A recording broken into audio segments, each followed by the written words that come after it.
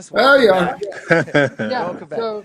So I spoke too soon about Safari. It just I'm on Chrome now. Yeah. Well, let's just say this is one thing that I've learned through the internet and all of the things that have been happening for all of us online in this last year, that we're still, no matter what, at the mercy of the internet and the technology. One moment it'll be working, and the next moment it all just crashes. That's true. So That's true. now the video roll kind of like put a damper on my show over here. So I won't even try to play it, but I have a question for all of you. And this is when I was driving today, I put on one of your records, and when I get done with all this, it'll be a lot of meat for you guys to answer to. I just opened a Rise in the Road, and I started playing When the Lady Dances. And what it made me think about is the good old days when I'd buy an album, I'd buy a record, and I'd go home. I would open it up and listen to the music and read the liner notes to see who's playing on it, where it was recorded, and all that sort of stuff. And I looked at the scope of all of the records you guys have been doing and all of the stuff you have, and how over the years I've listened in all of those ways. And I was talking to Bill Champlin, and Bill Champlin was telling me about all of the people he was hiring to do a gig one day, and he said, for me, the piano player, keyboard player that has the best feel out of anybody he's ever worked with is Russell Ferrante. Now, with all of that stuff that I've just said, I would like to know, Dane, I'll start with you, since you're the newest guy in the group. What did it feel like to you to join that? And Oh my goodness. you get what I sure do. I sure do. Man, it was a dream come true. It truly was. I not in a million years did I ever think I'd be playing bass with the Yellowjackets. Just I woke up one morning and had an email from Will. The fellas were looking for a bass player, and saw some videos of me on YouTube playing with a couple of different bands, and Will hit me up and said, "Do you want to do some gigs with us?" And that's how it happened. I still to this day can't believe it, and to be a part of this band and this band's legacy, it's just truly amazing. It really is. and back to the thing about the feel, based on other things that you played with. Now, overall, the Yellowjackets, when I listen to a record, a song, to me, it's pretty recognizable. There's a feel and a sound that comes out of the band. What was it like for that feel for you? Was it to fall into? It was a tad overwhelming at first, and I won't lie, it still is occasionally. But I mean, the guys are just such amazing musicians, and are so musically just open. And I think on my first gig, even, the guys said, if you're hearing something, or if you want to try something different or change the harmony or try a different groove, go for it. We've got your back, like from day one. So there was so much musical freedom and room for expression from the very beginning. Yeah, it's been a wild ride and an amazing experience. And Bob, you were the next newest member, right? Was Will there before you? Yeah. What was it like I'm for new to the band. 31 years later, I'm the newest member.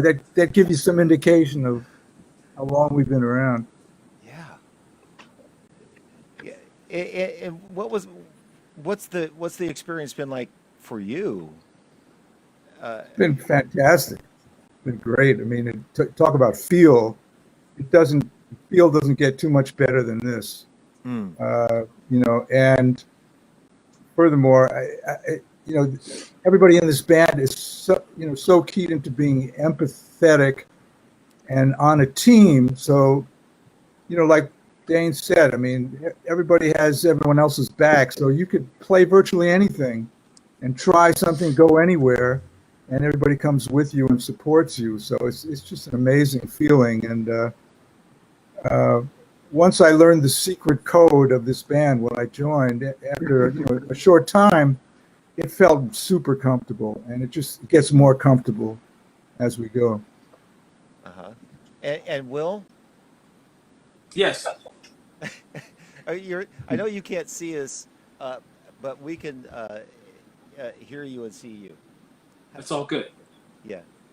How has it been? You know what? You're actually, for me, you're pretty instrumental in creating the feel and sound of the Yellowjackets that I listen to now. Yeah, amen to that. Yeah. Well, like everyone has been saying, I'm one of four, and we're all contributing, and we like talking about it. Actually, we like talking about the band's sound and the approach to the music, each project, and pretty awesome being in a democratic environment like this, and being able to let your voice be heard, be a contributor as much as you'd like, and be encouraged to bring something to the party. It's awesome. And Russ, you basically the founder of the band. One of the original members. Actually, the person who put the musicians together initially was also from the Bay Area, or lived in the Bay Area, Robin Ford. Yep. Really, he's the person that kind of opened the door for this to happen. And the original Yellowjackets were Ricky Lawson on drums, Robin, and Jim Haslip on bass. And we all played on a record for Robin and did some touring with him. And then that's where Yellowjackets came from. Did you ever have an idea that you would keep this going for this long and become one of the bands in the vein of jazz? Like looking back, there was Return to Forever and that sort of thing, but the Yellowjackets has sustained for this long. Did you think it would go like that? No, I mean, we don't. I honestly think about it too much. That's a good thing. Yeah. But yeah, I mean, it's really great and such a privilege and so much fun. And I guess we realize that, it's a rare thing when we think about it. But we're just, I think all of us are in the moment and trying to keep learning and playing and getting better at writing and playing our instruments. So that's what we're kind of that's on our minds, not so much the past, but now and the future. Tom had some questions for you guys too. I'm going to let him jump in. I have some down, yeah, and first of all, I want to fawn over all you guys a little bit. I was looking at all the CDs I have, and first of all, you guys win. I have 18 of the 25 Yellowjackets CDs. Wow. Thank you, Tom. Yeah. I have. And pretty much every CD guy you guys have, I can always listen to it over and over and over again. I mean, it's just like, oh, which one do I want to listen to now? It's just you're kind of one of my all-time favorite bands, and it has to do with how you guys interact and play together. And also, I find your compositions and the way you play them as a group just to be so unique and so soulful and so joyful and provoking. All sorts of visual stuff goes on in my brain when I just immerse myself in your music, and the question I get asked being in Tower sometimes is there any other group you'd ever, don't take this wrong, Bob. I'm not after your gig, Bob. But people ask me, is there any other band you ever want to play? I say, the Yellowjackets. And the first guy I've gotten to play with is, I don't know if Will, you're going to remember this, but I remember hearing about these guys that jammed at this club in Walnut Creek in the early 80s called Abernathy's. Oh. And it was, and I forget, it was, Steph Burns and Will Kennedy, and was Frank Martin doing that gig? He also did the Frank Martin gig at the Kanzaki Lounge. Exactly. Right? Yeah, sure. So I actually came up, I remember when the first time I made the drive, because I grew up on the peninsula on Stanford campus, and I drove up there, and I remember playing with you, and just what a kick it was. And you were so, I was scared shitless. I was really nervous because you guys were really good, and I never, and that was a really fun night. It's like one of those things I still remember like it happened yesterday. And see you play with Frank Martin at Kanzaki Lounge, that band, that was awesome.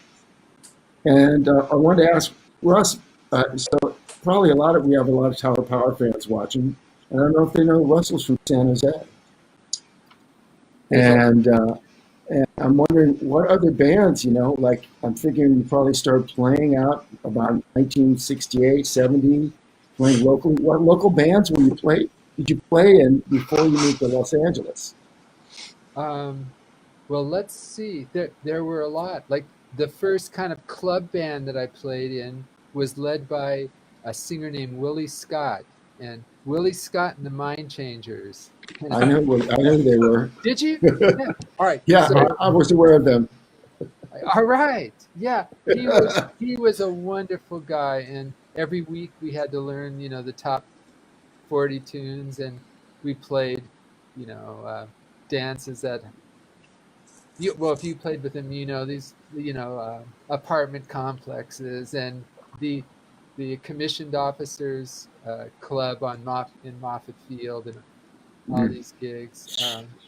That was really a great learning experience. So did that, played a lot. Do you know the bassist Bob Bain?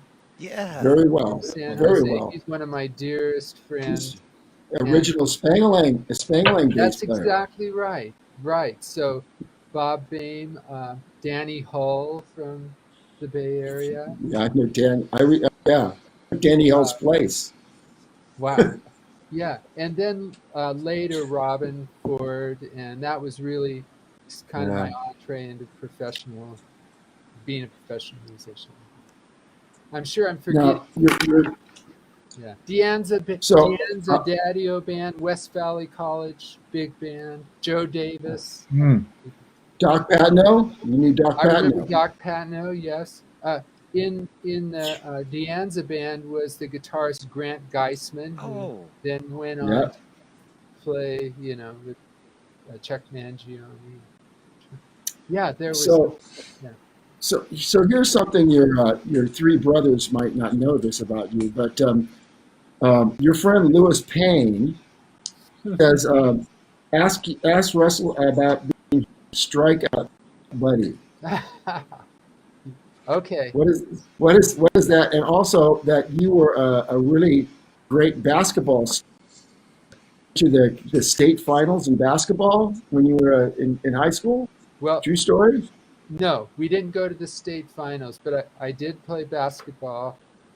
I played 1 year in college, and I was a neighbor of Lewis Payne's in San Francisco, and I would help him load his B3, for his gigs.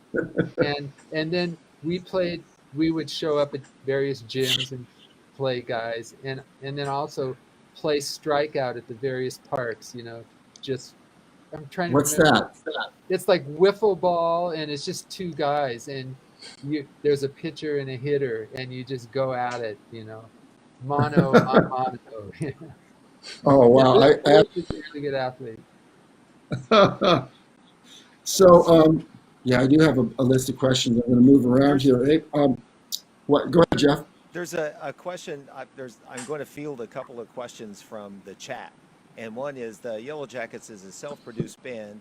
How much influence does the record company have on the outcome of your project? What Good was it question. like?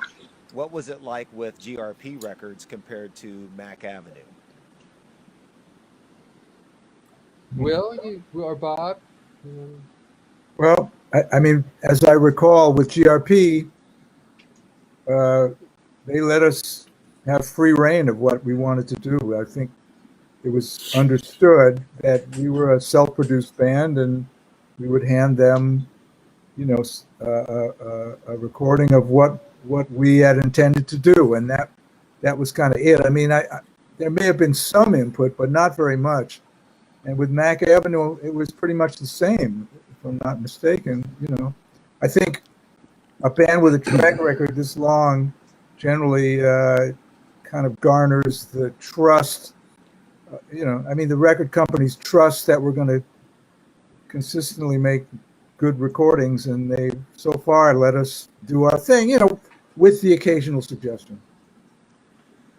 Do any of you? I've been looking at all of your bios, and I realize that all four of you are pretty heavy into composing. And so, does it ever happen where you sit four together and one of you just says, "Hey, I got this idea for a tune," and actually write a tune together in a room together? Has that ever happened? Yeah. Um, Go ahead, And what Will. tune did you? Will, did you say no or yes? I said yes, yes. Oh, I was. It's funny you would bring that up. Actually, I was pushing to have it happen more often lately, but it's challenging in this COVID of environment course. with Dane in Virginia and Russ and Bob in LA and me in Texas. So we'll have to get our Zoom chops up and everyone have a keyboard. And, how about G flat, raise 9? Yeah, you know, back in the day, I think there was a time when three of us were living in Los Angeles. Bob was in New York, but Will and Jim Haslip and I would get together quite often at my house, and we would gather around. I think we had an MPC 60 in those days, little sequencer, and we would brainstorm, and it would be a free for all kind of madness. But actually, we wrote several tunes collectively, and then Bob came out and he was over here. I think we've written a few, all four of us together. So yeah, it's really fun. I mean, it's challenging because you know, you don't just get to sit and follow your idea. You have something and someone else says, well, how about this and how about that, and you know, but if you go through it after and kind of assemble those, we used to call them seeds, you know, these little just the initial ideas, really a fertile way, like a brainstorming session or something. Hey, I want everybody to also know Dane a little bit, because he's the newest and youngest member of the band from Perth, Australia. Yeah. I was checking out your band. What is it? Vibe? Void. I was checking out Void, and you also played with kind of one of my, I don't know if I call him a hero. I just got to tour James Morrison, and who's, if people don't know, James Morrison basically plays trumpet, trombone, all the saxophones. I think he plays upright bass, piano, and definitely all the horns. He plays them like that's his only instrument that he plays.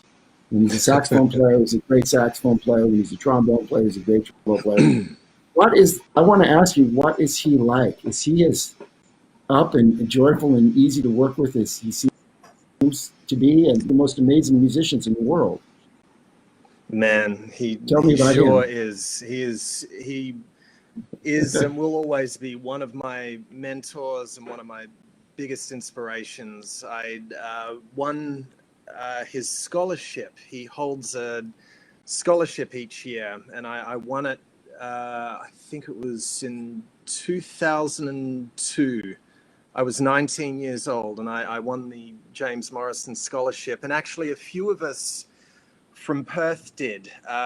Two of the other members of Void, Andy Fissenden on drums, he won it the year after me, and Troy Roberts on sax, who won it the year before me, I think. And James then, he put a band together with us Perth guys, and we did an album, and we toured Europe 6 or 7 times, something like that. And that was an amazing experience, and I learned so much. And he's just such a joy to be around. And like you said, the guy's just a monster. He can play every instrument. He's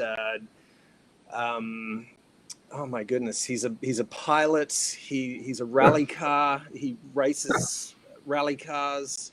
Sales, ships, sales. Right? Yep. He's written Wow. books. He's directed films. Hey, Dane. Yeah. Tell him about the fact that he really doesn't practice any of these instruments and just can pick them up. You were telling us one time, like yeah, that's something myself and a bunch of us guys just couldn't wrap our heads around. I remember James saying to me that he hates practicing. He hates practicing, and he hates planning sets. He would rather just go out, read the audience, feel the vibe on stage, and sort of play and pick tunes however he's inspired. And so that definitely kept us all on our toes. We would walk out on stage and just not knowing what we were going to be playing for the set. And and yeah, there was the scholarship he has. It's held in Mount Gambier in South Australia each year. And I remember he left his trumpet out on stage all night long, and in the freezing temperatures, and he picked it up the next morning, no warm up, no nothing, and just belted out this I think it was like a high C or something like that, just like it was nothing. And just an absolute monster, but such a lovely, beautiful human being. And I was so lucky to spend the time that I did with him. That is so good to hear. Because I see the guy interviewed. I when I see him interviewed, it seems like he must be a wonderful man. Yeah, to work with. He sure is, and he's done so much for the Australian jazz scene and for a lot of young kids back home. And I was one of them. He gave me so many opportunities, and it was such an amazing experience. Oh, one more thing. Right. Is he presently, or he was married to Miss Australia also? That's right. So, adding lovely insult to injury. His lovely wife, Judy. And he's got a beautiful family and such an amazing human being. Hey, so there's a couple of questions I'm going to field. Do you know, Dane, do you know Roxy Modesto? I do. She said, why Dane? I said, I know Roxy Modesto too. Hey, Roxy.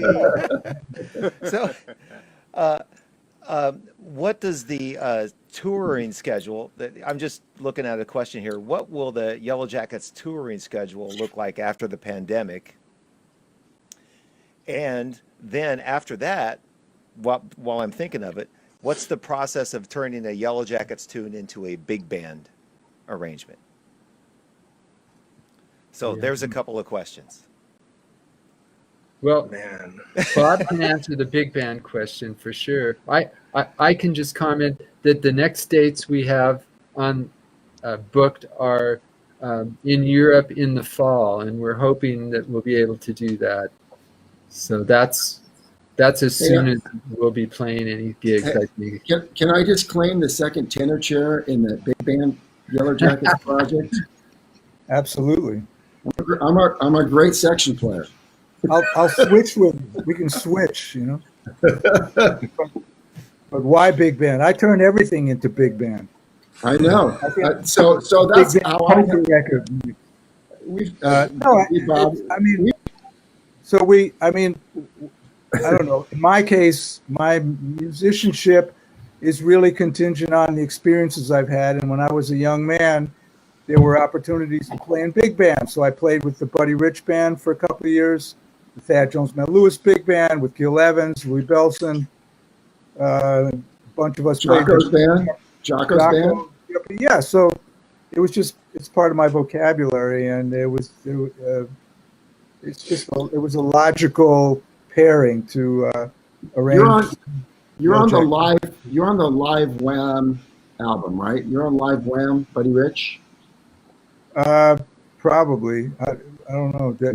Yeah, it's Rotor Rats on it, so I'm thinking you're in on that. It's a live. You know, I'm not Channel One Suite is on that, and Rotor Rats on that, and yeah, so I was in the band. I was in the band 1975, spring of 75 to summer of 77. There's a lot of, recordings that are floating around. In fact, we played in Poland. This band played at that same festival in Warsaw in that state theater, and they recorded the band there and put out a record, unbeknownst to all of us. So I'm not aware of that recording, but I could be on it. So what brought you to LA? You guys had such a great career in New York, but you playing in the Yellowjackets. Did the Jackets bring you to LA? Yeah, they invited me to play on a recording, just on a trial basis, see what it felt like, and we made that record Greenhouse, and I was just a guest, and it was a really great experience, and we hit it off pretty well. I mean, at that point, my son was 1 year old, and I was really questioning whether I should, make it the sort of commitment to go on the road with a band like this. But after making that record, the music was so compelling and fun, and the guys seemed great. So one thing led to the next, and we started touring, and here we are. When did you move to LA though? What year? We moved to LA in 2008, and the reason was because I took a teaching position at the University of Southern California. That's right.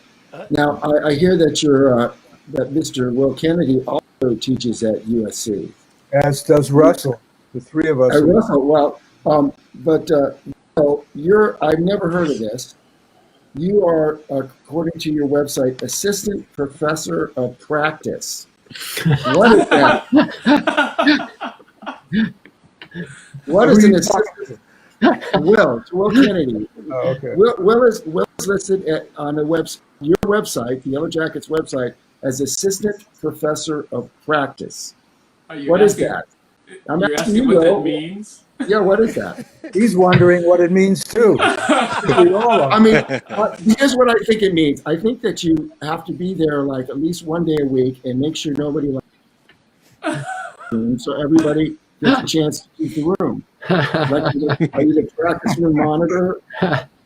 Well, what does that mean? It is just the official title, but I'm under the pop contemporary pop division, I guess you could call the popular music program. The chair over me is the very talented Patrice Rushen from years back. A lot of incredible recordings and wonderful contribution even recently to a variety of different things. And she's along with Christopher Sampson, designed the popular music division at USC, and it's just been a wonderful opportunity to direct kids using different eras of pop music and showing them the ropes of what we do. Wow, that's pretty cool. It's a lot different than the job title. Hey, and what's it? While we're on the topic of teaching, how is it going teaching at? Are you guys doing Zooms and all that sort of thing? Any in-class stuff at all? Not right now. How does it feel for the students? How is it? Do you know? Well, it varies from student to student. I think the older students were able to settle in a little more quickly. The younger students, particularly freshmen, those who were just on their way out of their house to be on their own, suddenly now are stuck back in their house. And I think that's more of a challenge for them. How is it for teaching for you guys? Is it harder to teach online, or in what's the Yeah. challenges there? I think it's well. I think it's more difficult, and it takes more hours of preparation, and kind of, and then like I have two ensembles that would normally meet every week and play. So figuring out how to make the best use of time, so we're doing a lot of remote recording, and the students and we, the teachers as well, are definitely learning more about technology and, finding ways to make it interesting and fun for the students. But we do miss that just playing together. That's absent. You can't really do that. So that's. I have to say, let me just, if I could just jump in on this, as jazz musicians or musicians in general, we learn how to improvise and sort of make the best out of whatever situation's in front of us. And in this case, in my case, I direct a big band at school, and initially I thought impossible. That, what would we do, if we're not in a room together? But I've given a lot of thought to this and really worked hard at trying to come up with a compelling curriculum. And like Russ mentioned, we're dealing with other disciplines, other skills. Everybody in the band is now a producer and learning how to record.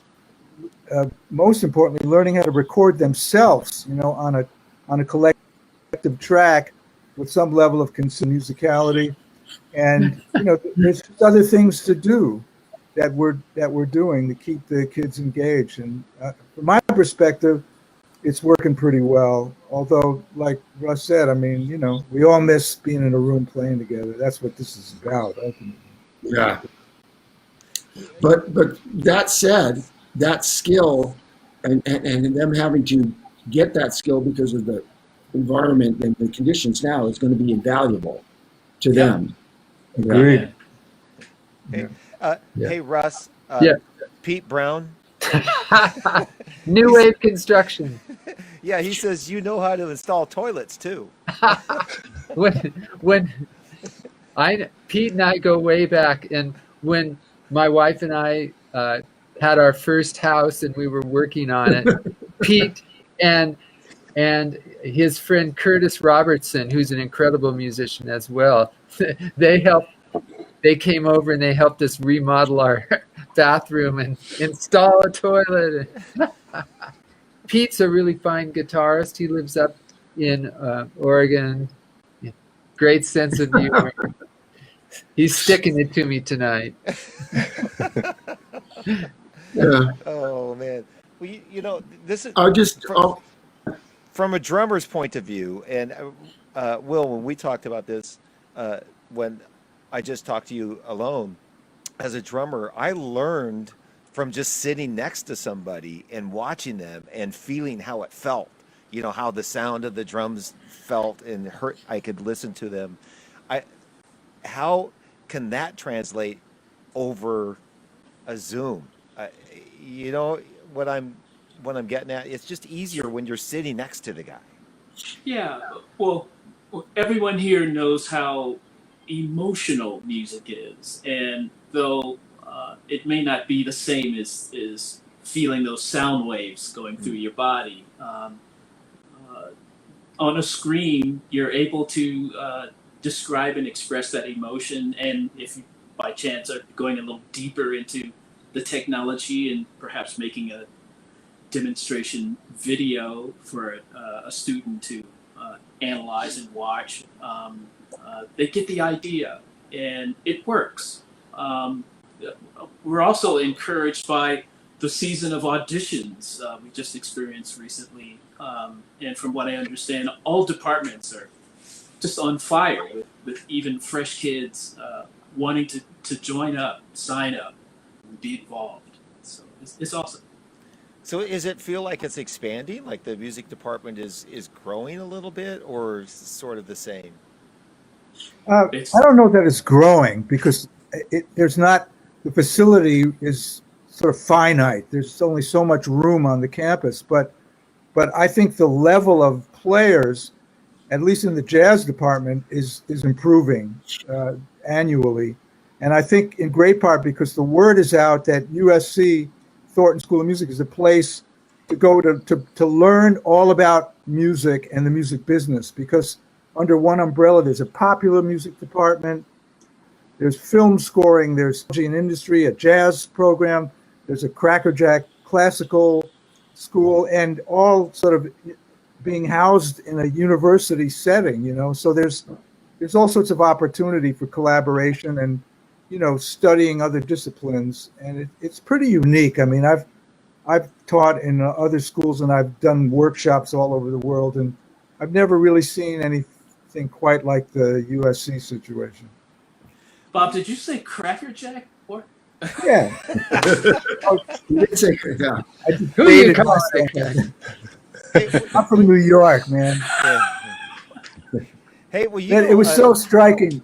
When I joined this band, I was the lone New Yorker, and man, it was like I spoke a different language than these other guys. First of all, they were so happy, and I couldn't figure out what the hell they're so happy about. And I'm like the dour New Yorker. It's like, what are you guys so happy about? What do you mean, dudes? No winter. And I think Perth is like that too. Perth is kind of like no winter either. It's like sunny all the time, isn't it?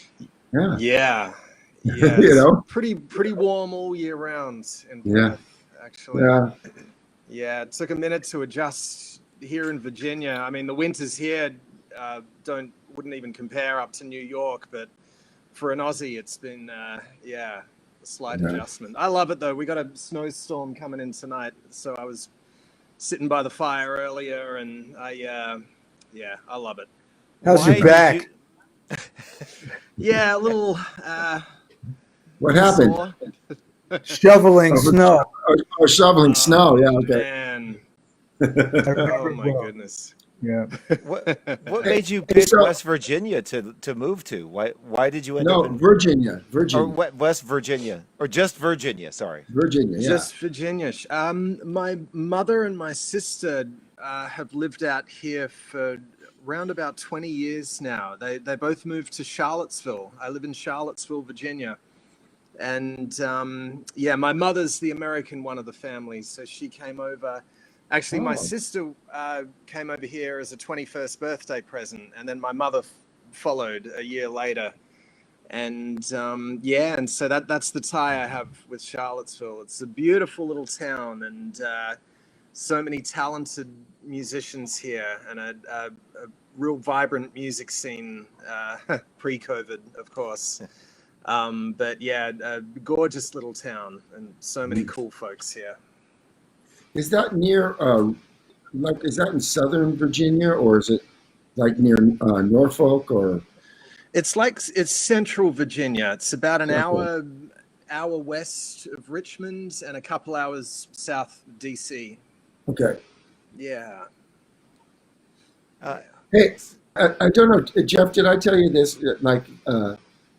Last time I saw the Jackets play, it was up in Seattle, and you had your cymbals angled away from you. Are you still doing that? I couldn't believe. I remember going and seeing how you had your kit set up, and I was going like, and I asked like, so what's the deal with this? And I think you said something like, I don't know, just thought I'd try it. I think I asked him the same thing, like why he has this ride cymbal tilted at like this weird angle, Yeah, that was the most bizarre thing. Do you still do that? Oh, it's an ever-evolving experiment. But for the most part, yes, the cymbals are kind of tilted away from me, and it's probably a balance between old age and just a little creativity. I like a kind of swiping motion across the cymbals and accessing the edge of the cymbal is really helpful for that. And instead of accessing the edge from a high perspective, I'll just have them down low near the drums, and it's easy access. Okay. Hey, so this thought came to me when we were talking about school and Bob was talking about all the different departments. The music of the Yellowjackets seems to encompass just about all of the departments you mentioned. There's an element of all styles in almost every record and song, from jazz to pop to funk to orchestral sounding things. How does that? I mean, what gets you inspired to write the songs that have so much music encompassed in one you know where I'm getting at? Yeah. I can't quite yeah. I don't know that we think in terms of, let's see, now I'm going to write a song in this style.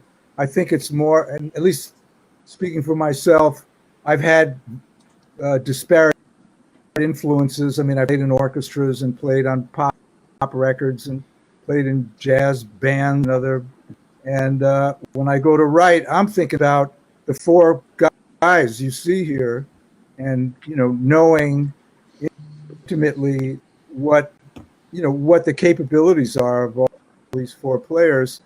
It's sort of free reign, and in matching styles, it's kind of fun to come up with something that that represents these four people playing together. That's sort of non-genre specific. I love that. Russ and Will Yeah. and Dane, yeah, go ahead.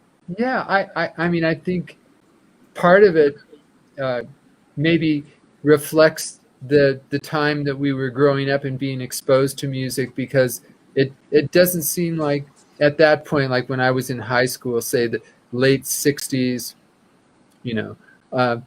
that there weren't as strict boundaries between music, and radio stations wouldn't just play one style of music. You would hear a variety, even on one station, like a Miles Davis tune, then Mamas and Papas, and then, Engelbert Humperdinck or something, I mean, it was all there. So we heard a lot of different music. Growing up in the Bay Area, like Will did, and Robin and Ricky,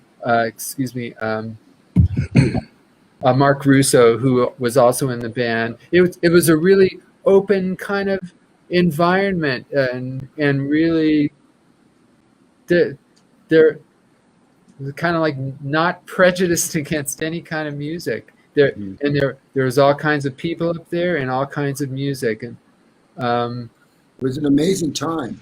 yeah, It was amazing. 70s in the Bay Area. yeah. My goodness. Yeah, and wasn't it a time, I think, when people were really breaking the rules and exploring, and it was kind of, I mean, a very creative period, and didn't seem to be as bound by economics and money and all of that. I mean, maybe that was there, but we didn't feel it.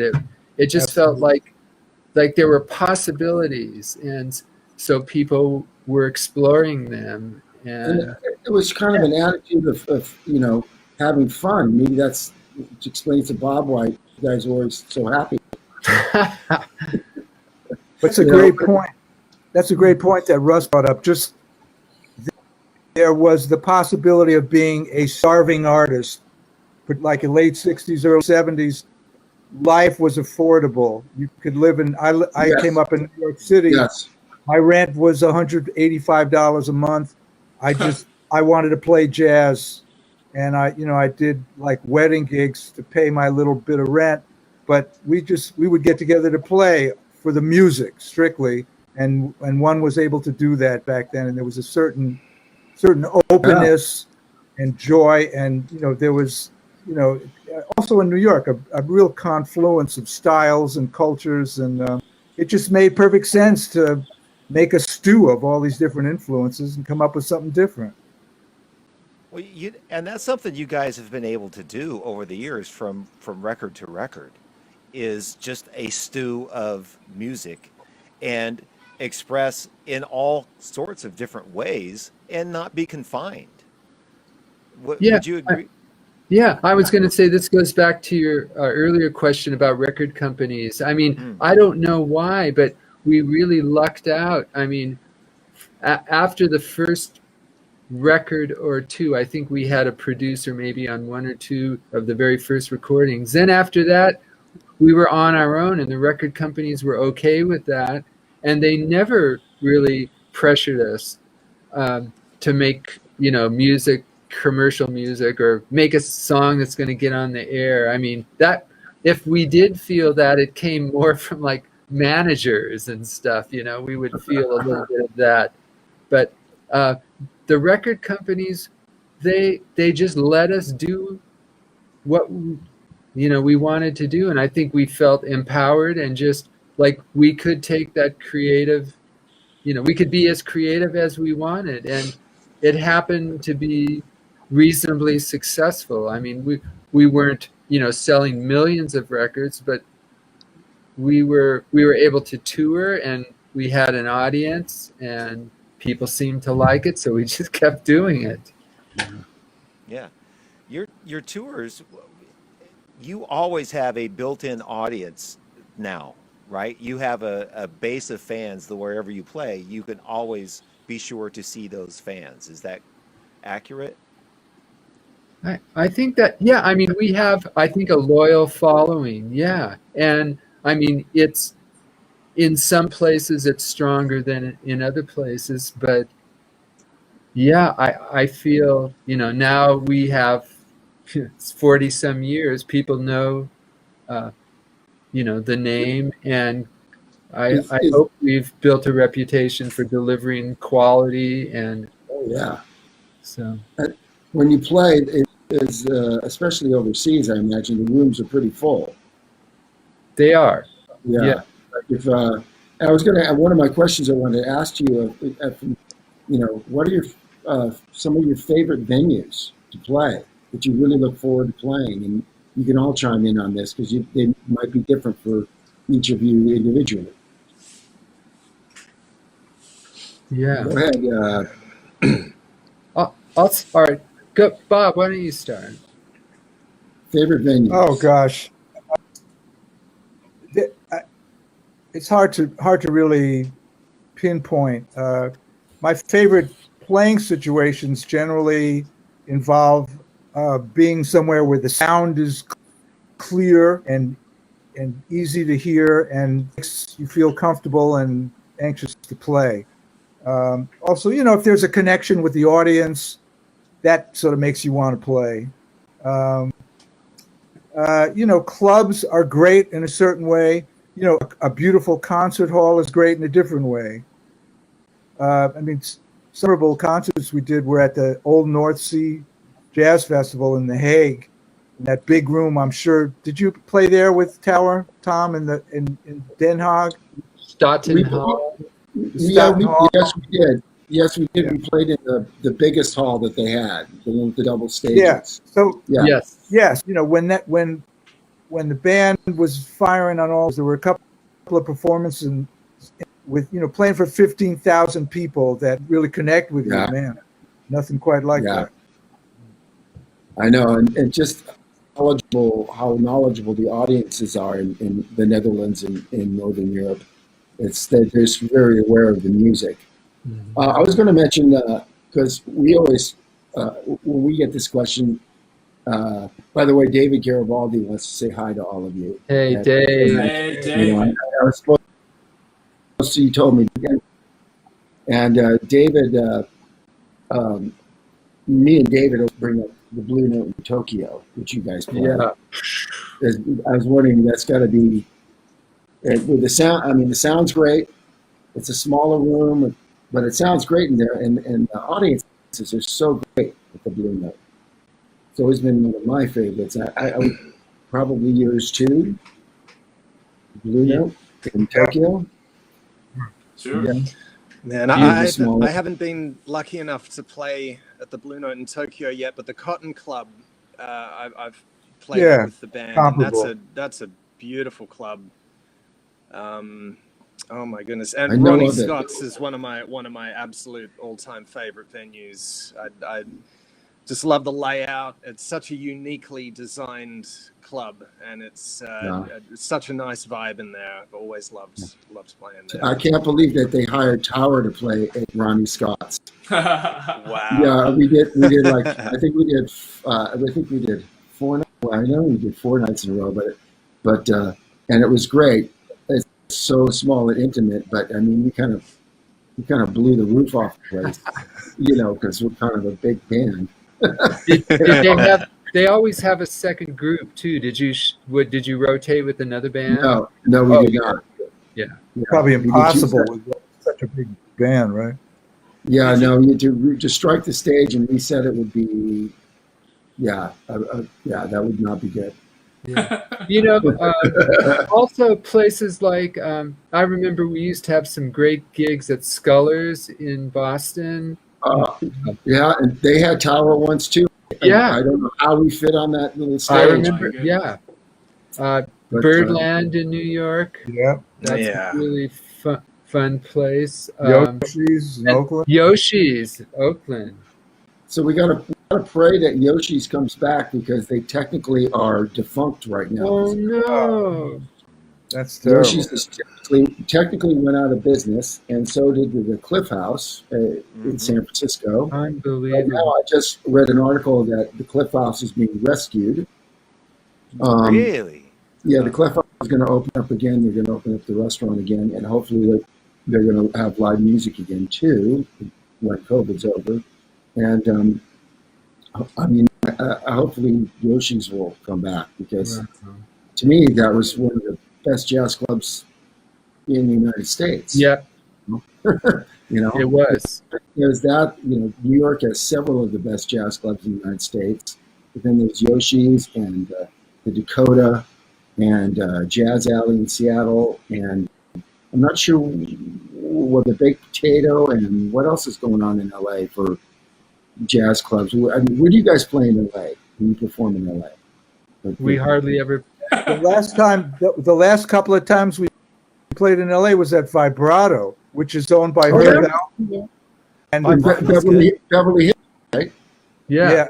Yeah. Bel Air, and that's not going away so fast. So grateful for that, and it's a really nice room.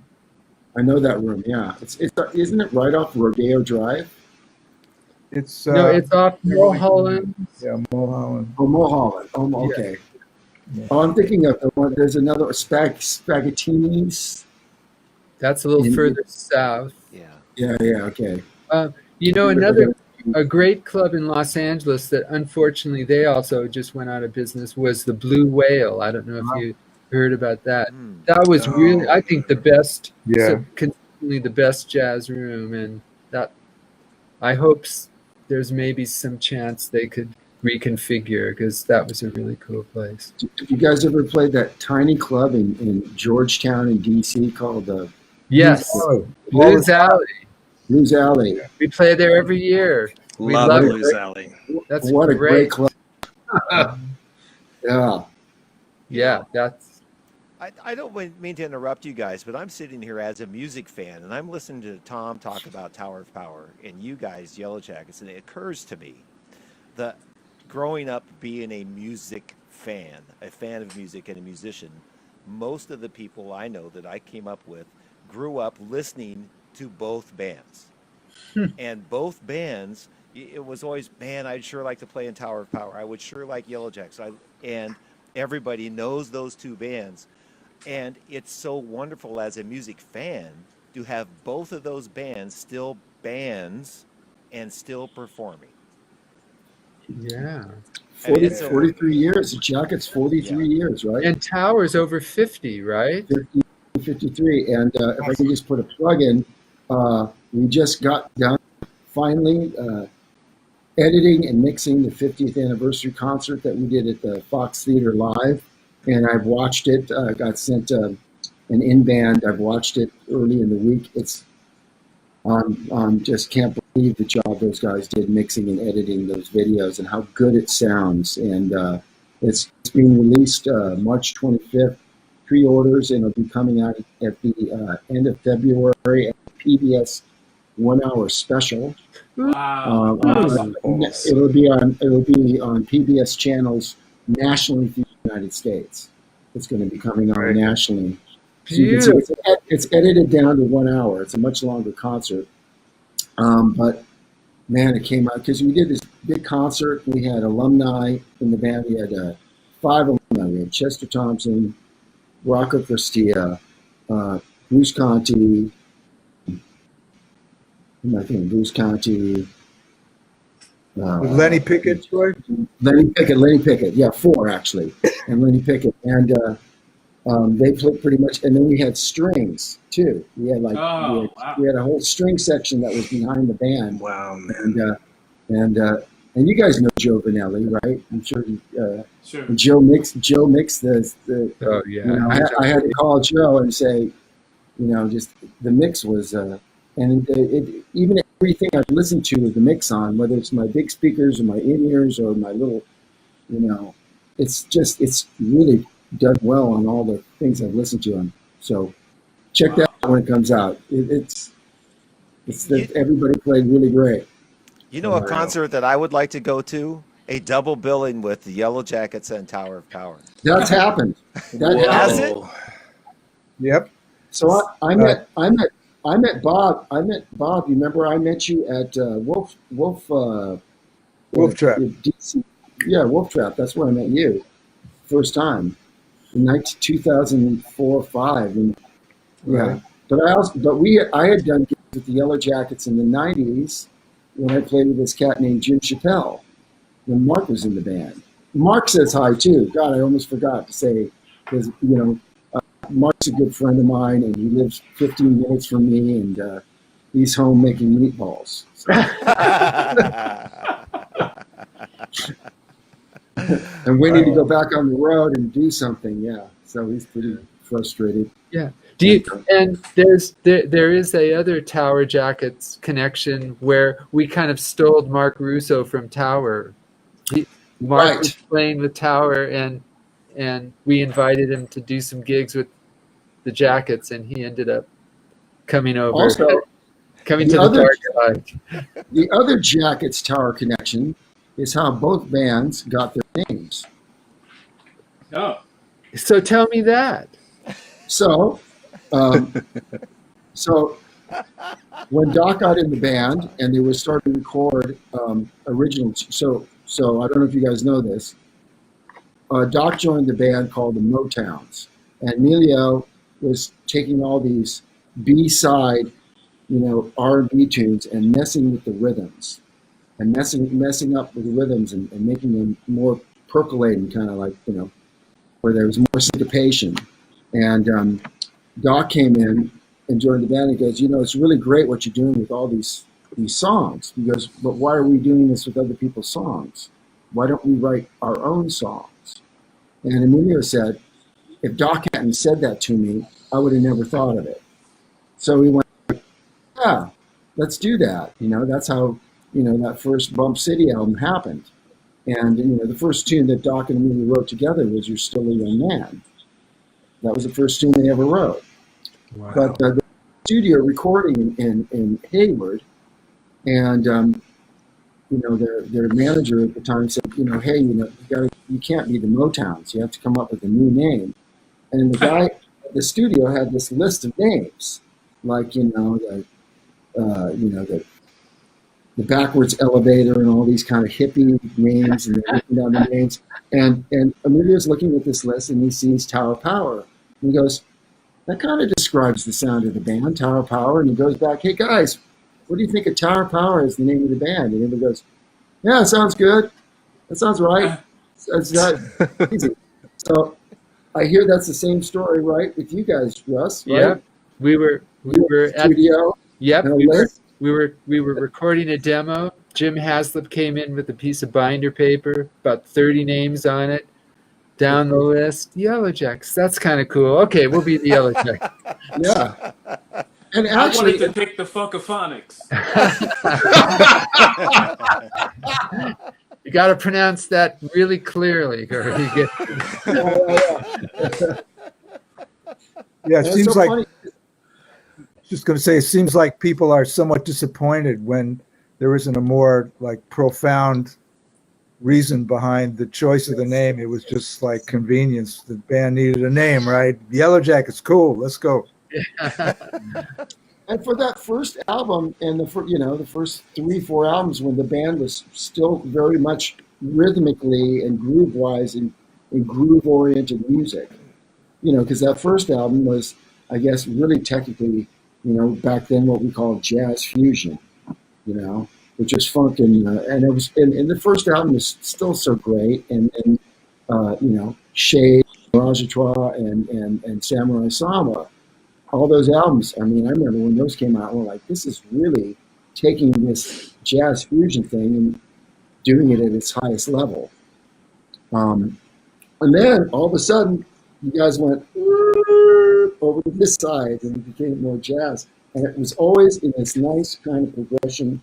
And it was just the one thing that's so great about the Yellowjackets is I listen to like one bar of music, even if I don't know the song, we go like, that's the Yellowjackets. Right away, boom, that's you guys. Just iconic sound, always great, always super musical, always, I mean, you guys don't have a CD that I can't play over and over and over again. Like, Hey, you don't have a CD where I listen to it once, it's like, yeah, that was a good CD. Maybe I'll never listen to that again. when you guys are doing your records, how much do you make sure the sound it sonically sounds a certain way when the recording is mixed and produced? How much control do you have over that and how you want it to sound sonically? William? A lot of control. Total control. I mean, correct me if I'm wrong, but the sound is really contingent on the choice studio and engineer and the way we play. Yeah.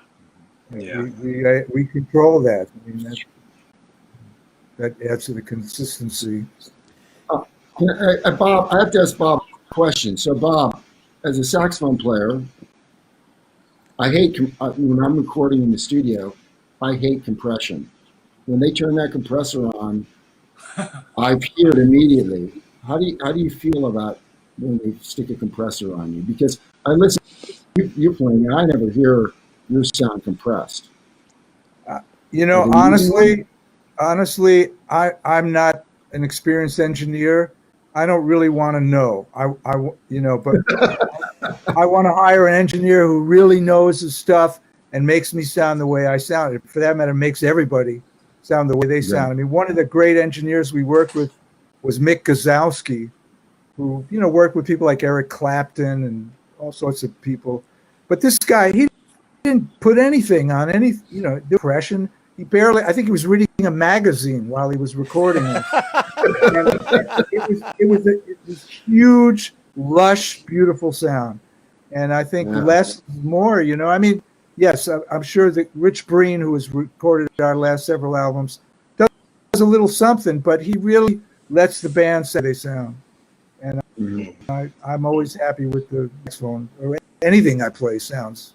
I'm very happy. I'm always happy with the way your albums sound too. I think they sound great. Do you have a particular studio or a place that you like to record? Well, we want to make sure that the facility we're in has enough isolation, yet enough windows for us to see each other. And so we've been in a variety of studios. One memorable story was traveling to Oslo, Norway, to connect with. Is that the Spin? Yes, the Spin.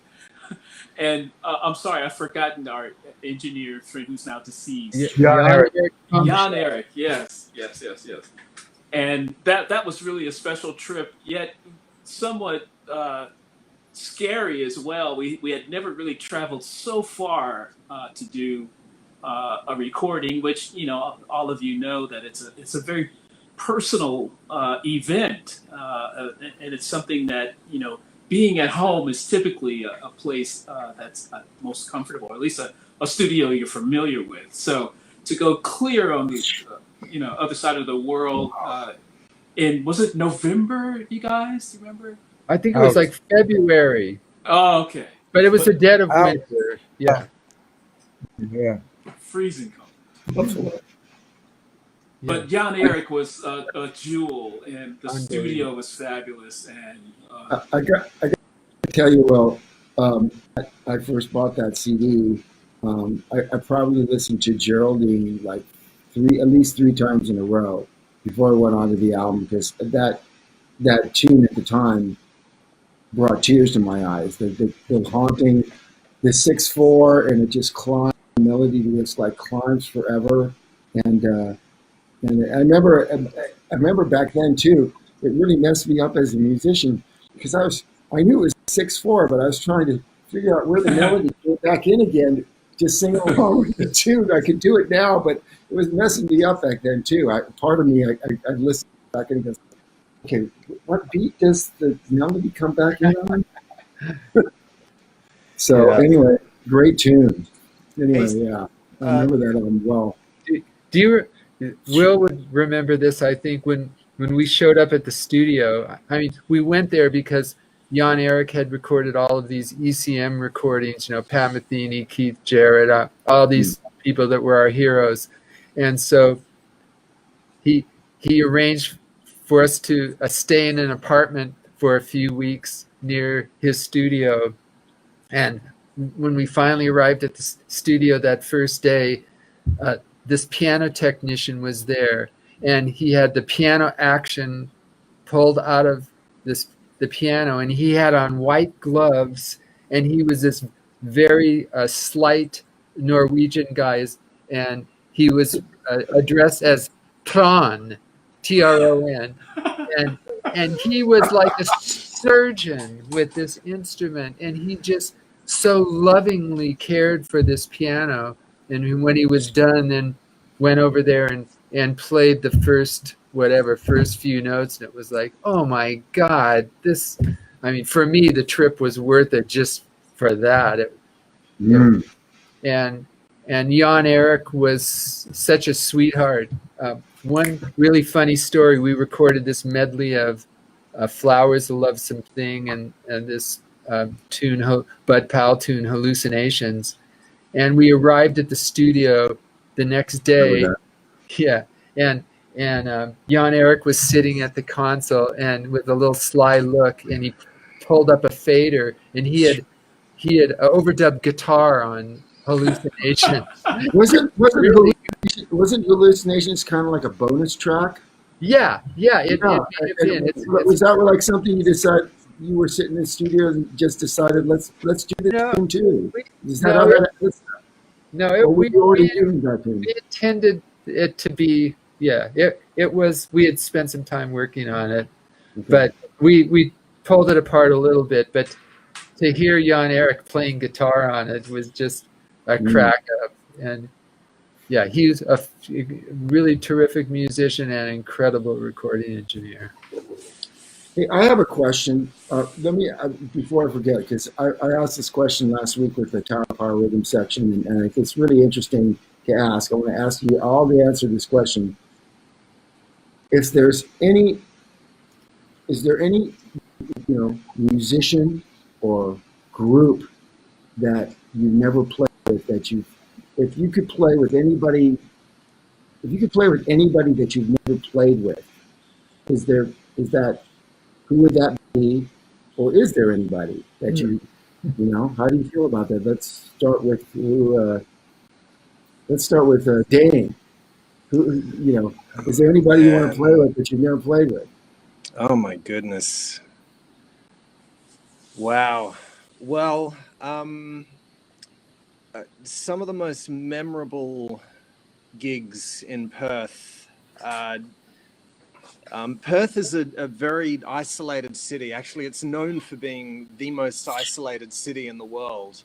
And so whenever bands would come over to Australia, they'd always go to Sydney and Melbourne, but only a handful would always come over to Perth. And one of those bands was the Dave Weckl Band. Dave Weckl and Tom Kennedy for years and years were just one of my all-time favorite rhythm sections, and always loved their music and was always so inspirational. And that'd be fun having a hit with Dave Weckl one day and playing some of those tunes. But oh man, there's so many folks out there. Man, oh my goodness, I'll need a minute to think about that actually. Bob? I'm playing with, and I always wanted to play with. I'm good. That's what Dave Garibaldi said last week. And I conduct one of the best big bands in the world over in Cologne, Germany. And I have a New York big band that's as good as it gets. Yep, I agree. And, the faculty jazz quartet at USC with Alan Pasqua, Peter Erskine, Derek Oles. I mean, it just doesn't get any better than that. I mean, is there anybody? I kind of played with everybody I wanted. The only person I didn't get to play with that I would have liked to at the time would have been Elvin Jones. And he actually called me twice to join his band, but it was like at 3 a.m, which led me to believe that somebody finked out on a gig and they were hung up. But in both instances, I couldn't make it, so I couldn't do it. I always thought it'd be great to play in a quartet with McCoy Tyner. Yeah. Oh, yeah. Anyway, who do you want to play with? You haven't played with? Yeah. I'm waiting for that time Probably travel thing. Tower. Oh yeah, man, that'd be fun. Awesome. That'd be yeah. No, but really, but who? And time travel is a thing in this question. Yeah. I'd love to catch Miles at a club in San Francisco, perhaps, and go to Tony and go, "Hey, look!" Yeah. Speaking of Miles, I'm hogging the show here for just 1 second. I was playing with the Mel Lewis Jazz Orchestra in the Village Vanguard in 1980, and Miles Davis didn't have a band at the time, and he was hanging out in the Vanguard on Monday night, and he walked up and he played everybody's trumpet section. He played on a blues for about 20 minutes. So I got to technically play with Miles Davis, and it was extraordinary. I felt like I was transported back to the 40s. It was amazing. He took a 20-minute solo. Yep. He played everybody's. He played one guy's trumpet for 5-6 minutes, and then he put it down, and then go to the next guy and the next and the next. Oh. Wow. That's fun. Before we get to Russ to answer Tom's question, I want to read this. This is really wonderful for Yellowjackets fans. Your albums and concerts have always been special treats throughout the decades. Thank you for being so kind and accessible to your fan base. Oh, awesome. Thank you. Yeah. Yeah. So I just wanted to get that in because somebody just put that in. That's the our chat. friend Jackson. He's a great guy. Yeah. Yeah. Yeah. So, okay. So I'm sorry, Russ. Yeah. Well, yeah, there are so many, but maybe one that's stuck out. If we could do some time traveling, I was going to say Aretha Franklin. Because she's so soulful and powerful, and you couldn't help but be swept along by her spirit and talent. So. I have a question. You guys have worked with Brenda Russell a little bit, so she's been on a few things. When I was looking through your disc, one of the songs that I really wanted to listen to was the one you did with Gino Vanelli, but I couldn't have access to it because it was released only in Japan or something. Right.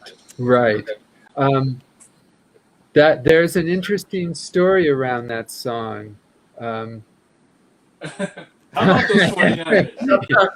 Is that the Paris Nights? No. This one is called "Living Inside Myself." Oh, that's right. The Gino tune, and the Gino tune. Yeah, and Jimmy Haslip had been working a lot with Gino, and so he posed the idea of having us do a collaboration with Gino, and so we did, and we co-arranged this tune, and then Joe did an incredible like synth orchestration around it. Right, because Jimmy and they're good friends, right? Yeah, Jimmy and Gino and Joe is super guy and incredibly talented, as is Gino. But Gino is a little more difficult to work with, and so after spending a day in the studio with Gino, I think he's a singer. Yeah, it was really it was challenging, and I think it sort of soured us on that particular experience. So even though musically I think it was really strong, it was a really nice, I think the tune came out great, but it was a little bit out of character, and maybe we were being too precious about our music, this Yellowjackets, but it just felt like it was kind of to the left of what we had been doing. So I'm glad it did survive as a bonus track on the Japanese release of, I think it was Club Nocturne. Yeah. Yeah. So, fellas, we're I know it's Will. It's late there for you. It's the latest for Dane, actually. Wait, so, that's right. That's right. That's right. Will you live in Texas now? Yes, Houston. When did you move there, and what's going on in what? Explain that to me. I'm surprised. Well, I became a Republican. Ouch! What? Oh my God! I think there's a girl involved with this. It has something to do with a girl. I knew there was something going on. I just didn't know what. Boy, that'll burn down the internet. Oh, wait a minute. Are we still on the air? Brothers for Trump. Oh my God! Oh goodness! No, I had an opportunity, my family and I, to come here, and we just kind of fell in love with the environment here. I'm actually in a place called Katy, which is 17 miles west of Houston, and it was an experiment. Our son has been through the school system here, which is fantastic, and it's a little cheaper than Los Angeles. So here we are. Well, how long have you been? How long have you been in Houston? How many years? 2011, we moved here. Oh my goodness! I thought you were in LA. Oh wow, cool. We played many a gig in Houston, and I have several friends down there. And Herman Matthews is a dear friend of mine, and I figure you know Herman, and he always talks about how Houston, the music scene, influenced him, and so I have a lot of respect for that, the music community in the Houston area. I could tell that it's pretty healthy. Amen. It is. All right, so I want to say, first of all, thank you so much for coming on and spending this time. And so generous. I've been completely looking forward to it, and a little bit, like Tom was saying, as a music fan, a little awestruck and like, oh, what am I going to say to these guys? Because these guys are like, I grew up listening to the Yellowjackets and been a fan. Me too. So, not to keep you guys too long, maybe a few more minutes. Is there something that you would like to say about the latest record before we close off the show? The big band record. Jackets XL. Yeah. And when did you record? You recorded that before the pandemic, right? Yes. We recorded in November 2019 over in Cologne, Germany. So you use a WDR? With the WDR big band, yeah. And I'm the chief conductor of that band. At least I was. That was the last time we had a long hang. It was like a year and a half ago. Yeah. You remember that hang? WDR. Yes, I do. Yeah. I have some really great pictures of you. Oh, and yeah. Your wife. That was with Noah. That was June of 2019, right? Or was it? Yeah. We hung out all day and took a walk down by the river. And right. I have some great pictures of me and you and your wife and the trombone player who's actually from the United States. And Forget Daddy his name. Hunter, What yeah. a great band. Yeah, Yeah. I just love watching you guys sound check and the concert. Yeah. By the way, that's the other, besides the Yellowjackets, that's the other band I would love to play in. Would be the Hey, WDR or the NDR big bands. They're looking for it. There's a tenor chair opening up, Tom. So Really? move to Germany. I'll move to Germany. How do I get an audition? You like Well, bratwurst? yeah, I'm kind of a vegan pescatarian these days. Oh, okay. But yeah, I love bratwurst. Kidding me? I was brought up on bratwurst. Yeah. Actually, Cologne's a very hip city. I mean, it's wonderful. Yes, yeah. Great cuisine and people and everything. It's a really nice place. Yeah, I'm pretty. Germany is probably the other country I know the most about and did the most to. Yeah.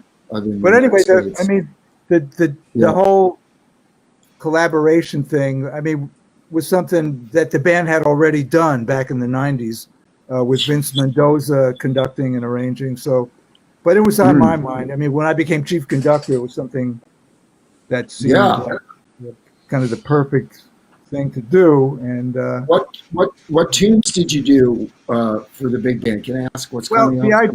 The idea was to re-record some of the more popular known tunes, or the sort of the standard repertoire of and sort of reimagine them in such a way that reflected the way the band plays now.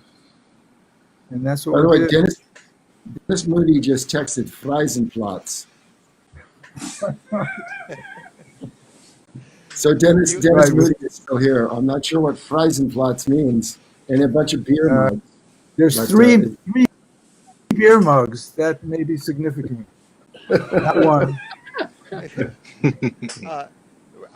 Russell, do you have a solo album out? woohoo! Is it new? Yeah.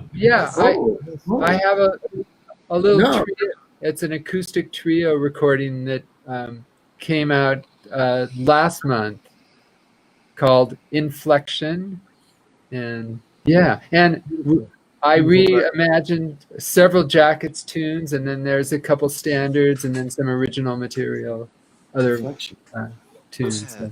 I'm trying to remember the definition of the word inflection. To inflect. Yeah. What is that Well, definition? it sort of means to change direction or to bend in, and Okay.